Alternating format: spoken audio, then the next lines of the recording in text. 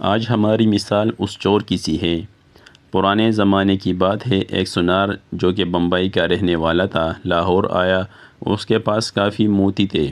اس نے وہ موتی ایک مجلس میں کھولے اور سب کو دکھانے لگا۔ اس نے ایک موتی جیب میں سے نکالا اور لوگوں کو دکھاتے ہوئے بولا کہ یہ موتی شب افروز ہے، یہ رات کو چمکتا ہے۔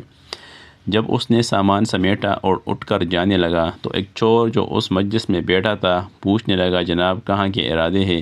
سونار نے جواب دیا، بمبئی جا رہا ہوں۔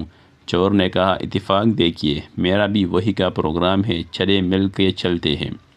یہ سونار بھی سمجھ گیا ہے کہ یہ میرا ہم سفر نہیں ہے بلکہ اس موتی کے پیچھے ہے، لیکن سمجھدار تھا، کہنے لگا، آؤ چلتے ہیں۔ دونوں مل کر چل پڑے۔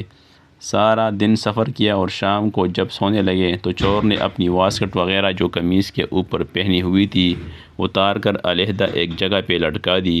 سونار نے وہ موتی اپنے جیب سے نکالا اور نظر بچا کے وہ قیمتی موتی اس کے جیب میں رکھ دیا اور خود بے فکر ہو کر سو گیا۔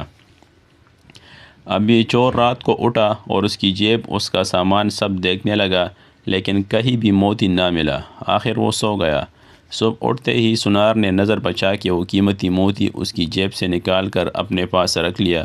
جب چور اٹھا تو اس نے ناشتہ کرتے ہوئے سونار سے باتوں باتوں میں پوچھا کہ وہ تمہارے پاس وہ جو قیمتی موتی تھا وہ کہاں ہے؟ رات کو چمک بھی نہیں رہا تھا۔ سونار نے موتی جیب سے نکال کر دکھایا اور کہا کہ یہ تو میرے پاس ہے۔ چور حیران ہو گیا کہ میں نے تو اس کی پوری جیب چان ماری لیکن مجھے یہ نہ ملا، لیکن اس نے ابھی جیسے جیب سے نکال کر دکھا دیا، خیر آج رات نکال لوں گا۔ سونار نے اگلی رات پھر وہی عمل کیا۔ ادھر چور بھی ساری رات ڈھونڈتا رہا لیکن کچھ نہ ملا۔